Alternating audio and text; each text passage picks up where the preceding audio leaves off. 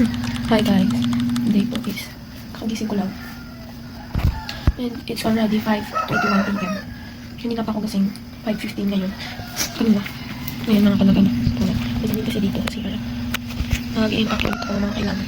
So update muna kayo mamaya. Aalis na tayo and nandito ako ngayon.